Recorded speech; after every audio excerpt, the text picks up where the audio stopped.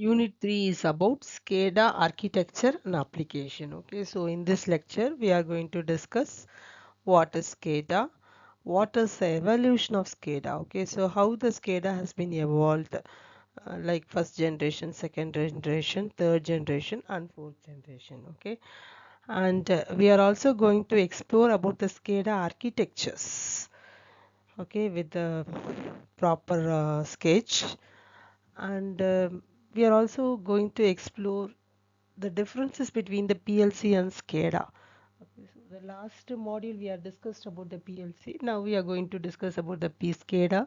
So what is the difference between PLC and SCADA? Okay, and what are the advantages and drawback of SCADA used in the industries? So coming to the introduction of SCADA, the word SCADA is defined as supervisory control and data acquisition.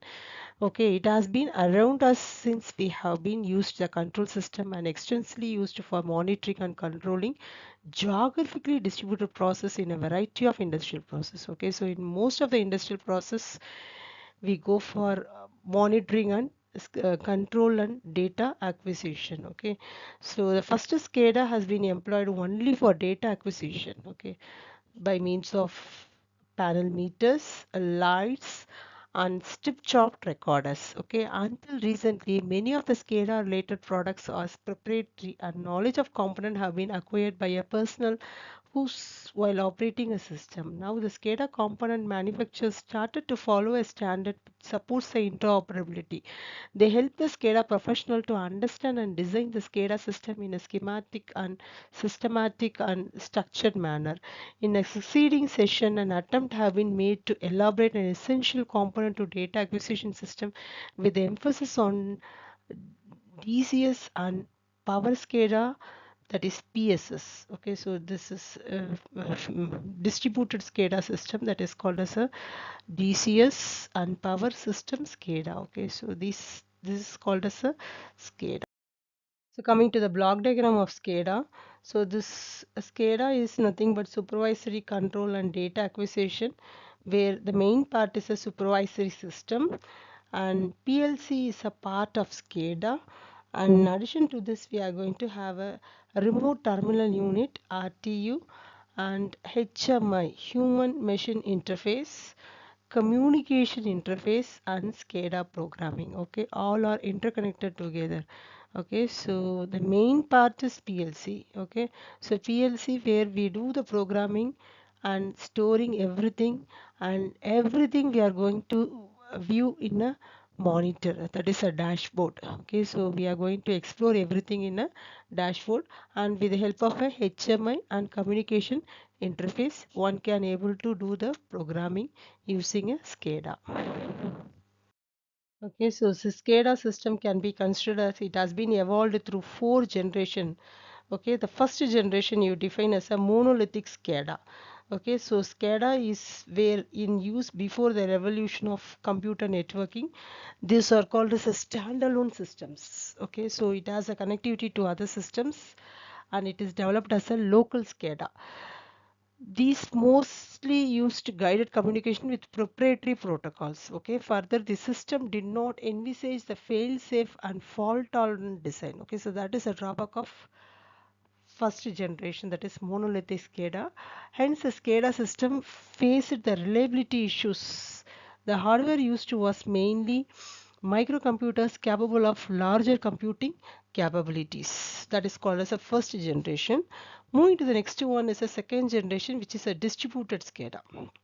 Okay, so this generation came into existence when computer networking has been developed and incorporating into a SCADA system. As the first generation has faced the fail-safe and fault-tolerant design issue, to overcome this, we are going for a computer networking technology where the data is gathered and processed across multiple stations or connected to the computer networking.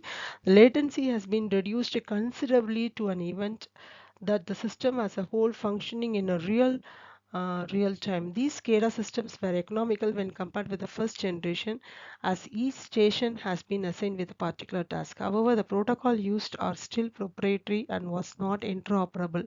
But the proprietary protocol have an advantage that beyond the developers, the extent of security or security flaws are unknown. Okay, so the SCADA was secured through security through abstracting.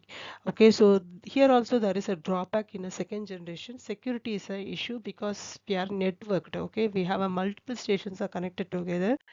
So coming to the first one, monolithic SCADA architecture. As I said, we are going to have only a standalone computer which is connected to the several RTU, remote terminal unit. Okay, but there is a problem is fail safe and fault tolerance is not possible when you go for a first generation, that is a monolithic SCADA. Okay, so to overcome this, we are moving to the second generation, that is a distributed SCADA system, where it is going to have a most SCADAs are connected to the RTU, that is SCADA 1, SCADA 2, SCADA 3, SCADA 4, and we have a RTU 1 and RTU 2. All are connected with the help of a networking, computer networking, where you can have a multiple stations connected together.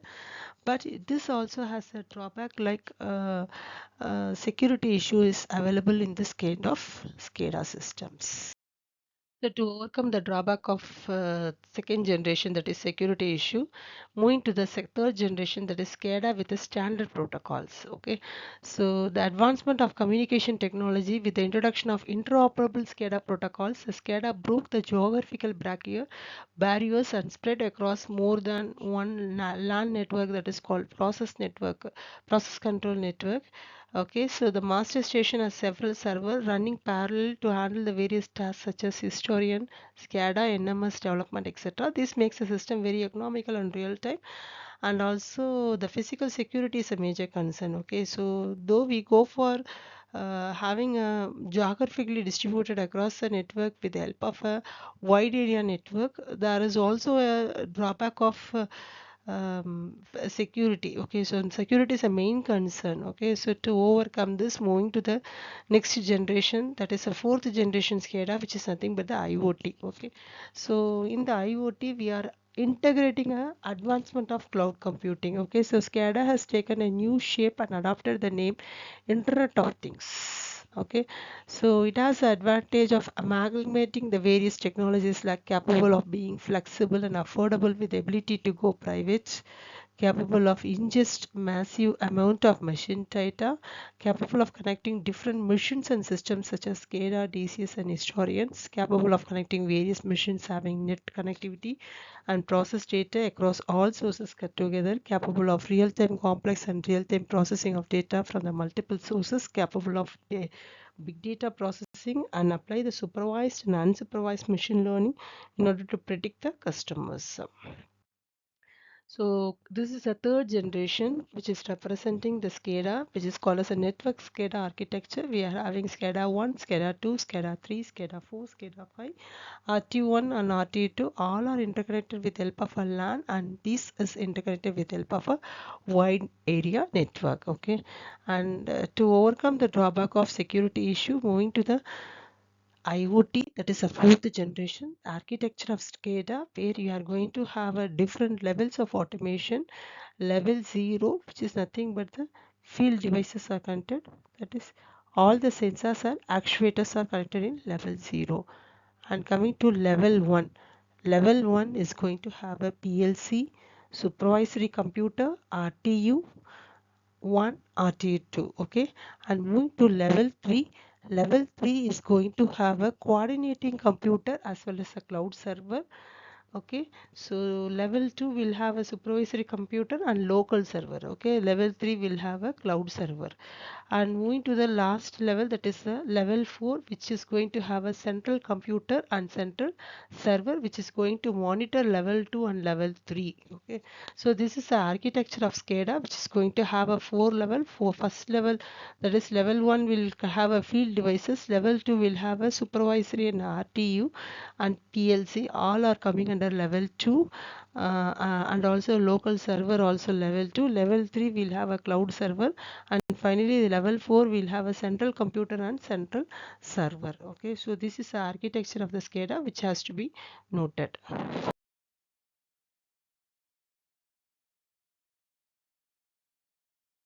Okay, so in the previous model we explored what is a PLC. This model we explored what is a SCADA.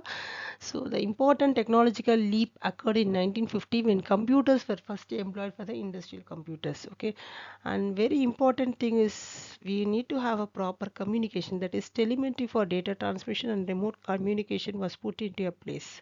By 1970, microprocessor and PLC have been introduced and SCADA has also been developed. This development make it possible the industries to operate remotely and automate the more tasks. Okay, so let us explore what is the difference between the PLC and SCADA in the as per the first aspect form.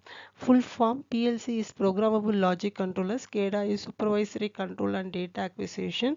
The nature is it is hardware based, whereas SCADA is a software based.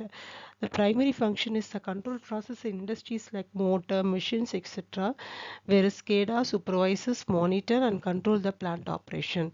And coming to the components, it is going to have a processor, I/O module, programming device and power supply in case of PLC, whereas in case of a SCADA it is going to have a master terminal unit, remote terminal unit, HMI.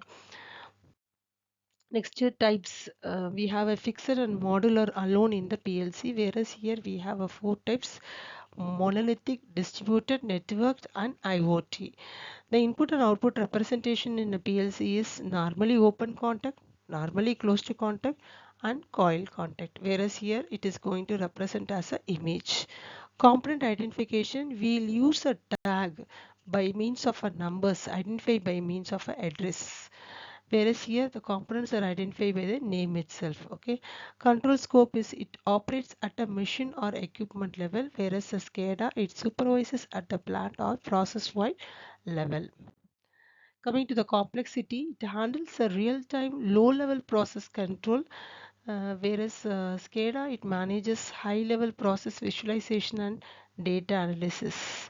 Data logging it is limited or none, whereas SCADA it is extensive in includes trends and historical data. Communication it communicates with the field devices directly, whereas SCADA it interfaces with multiple PLC and other systems.